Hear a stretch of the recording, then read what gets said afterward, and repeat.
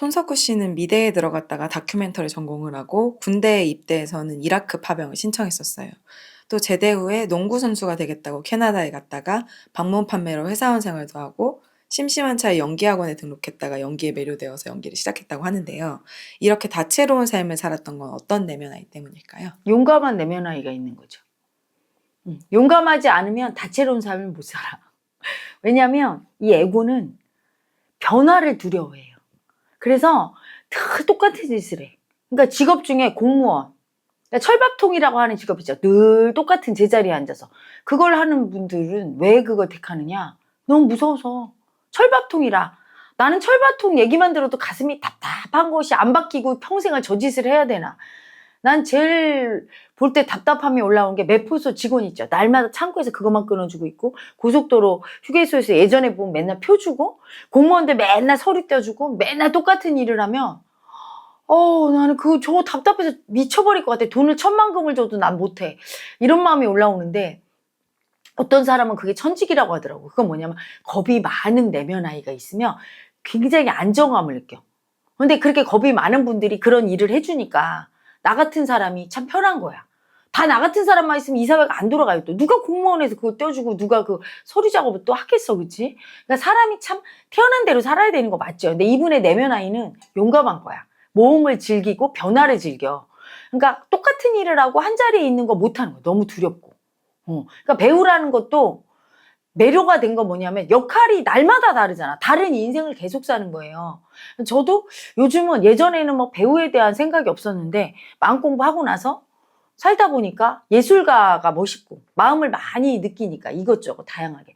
또 배우는 여러 가지 삶을 사니까 멋있겠다 이런 생각을 해요. 배우 중에 물론 발연기하는 배우 있죠. 진짜 마음을 쓰지 않고 머리로만 하는 그런 배우들은 다양한 인생을 산다고 할 수 없지. 그냥 늘 똑같은 자아가 다른 자아를 살지 못하고 늘 그냥 그래서 발연기인 거야. 머리에 생각으로 대사만 읊으니까.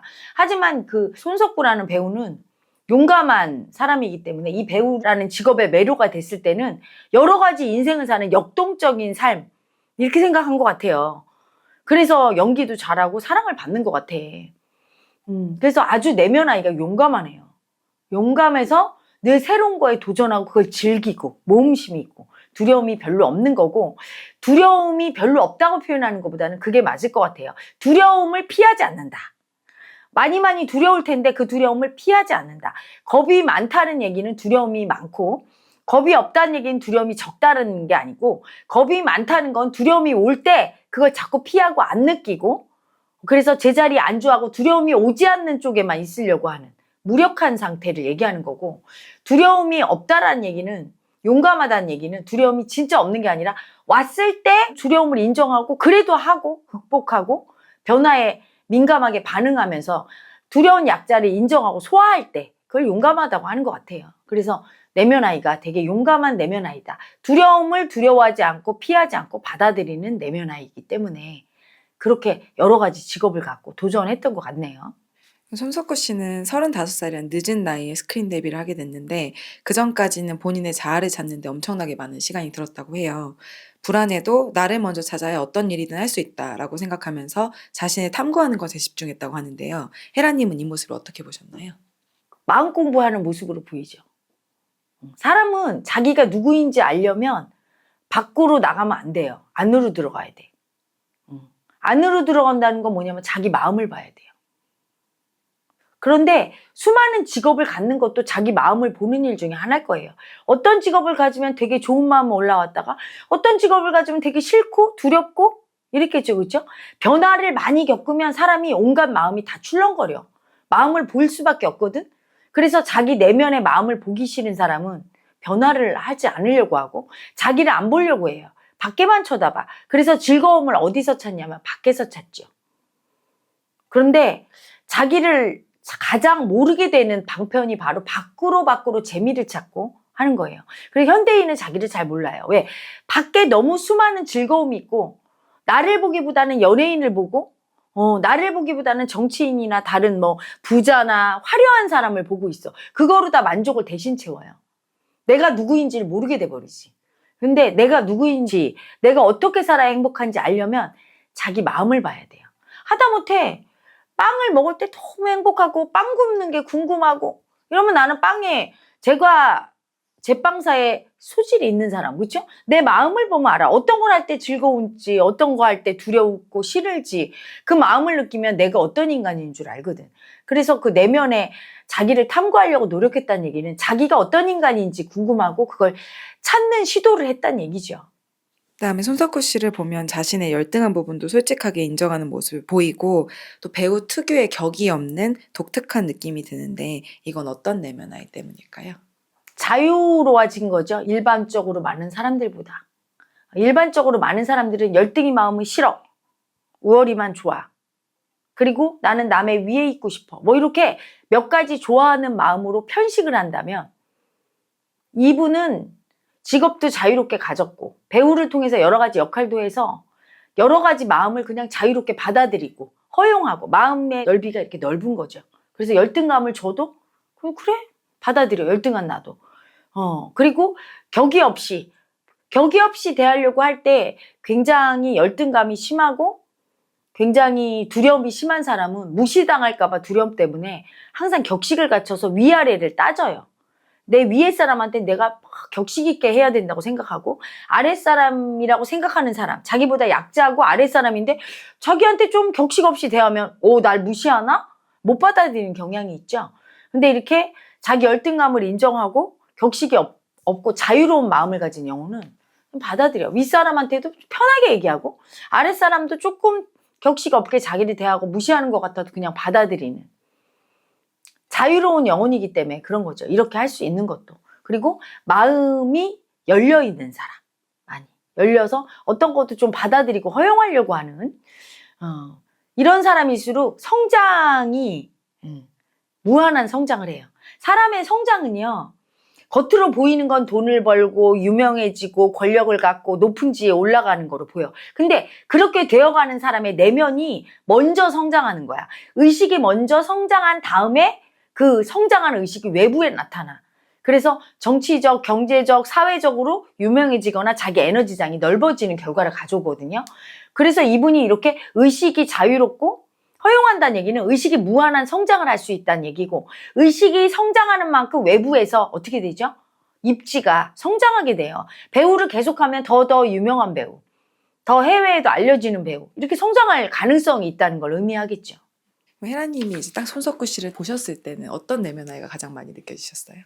나는 이분의 첫 느낌은 별로 안 좋았어요. 왜냐하면 졸린 눈이야. 눈이. 이게 힘이 없고 무기력하고 그 사람이 맡았던 배역이 술주정뱅이 배역한 그 드라마를 처음 인상이 그러니까 별로 좋지 않았어요. 노숙자 같기도 하고. 물론 배역이지만. 근데 조금 전에 지금 이렇게 화면상에서 사진을 딱 보니까 어떤 내면 아이가 제일 느껴지냐면 되게 아픈 내면 아이. 아픔이 커. 이해받지 못한 아픔이 큰 내면 아이. 그래서 아픔이 느껴지고 그 다음에 사랑.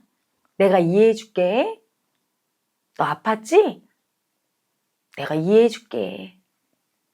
나 너하고 소통하고 싶어. 이해받고 싶어. 이런 사랑. 아픔과 사랑이 제일 많이 느껴지네요. 그래서 내면 아이가 되게 아픔을 받아들이려고 하고 있고 남의 아픔이나 내 아픔을 보면서 그 아픔을 인정해서 되게 사랑 주고 싶어.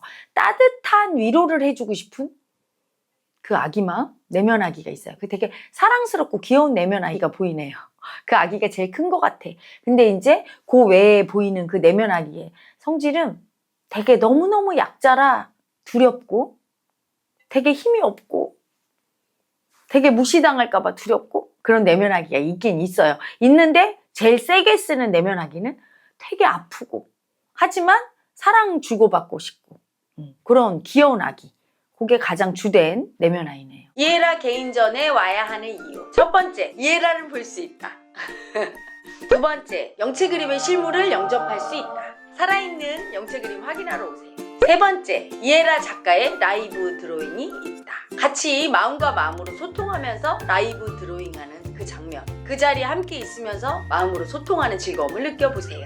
네 번째, 서울에서 하는 올해의 마지막 전시회입니다.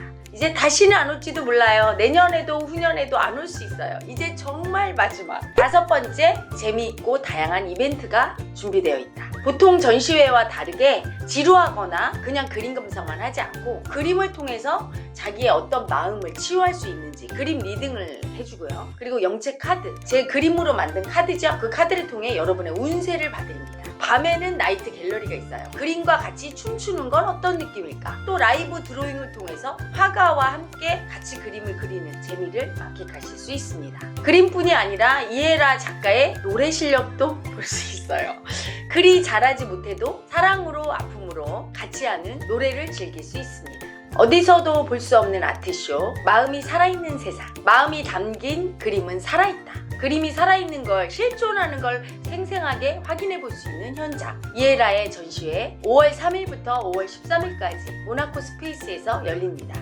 여러분 많이 오셔서 마음이 정말 살아있고 그 마음 속에서 노는 것이 얼마나 재미있으며 몸과 마음을 치유시켜주고 생생하게 우리와 함께하는 그림의 세계로 빠져보세요. 예술의 세계로 풍덩 뛰어들어 보세요. 너와 내가 하나인 세상을 주제로 펼쳐지는 이에라 작가의 전시회. 여러분 오셔서 너와 내가 하나임을 확인하시고 영체 그림 속에서 치유받으시길 바랍니다.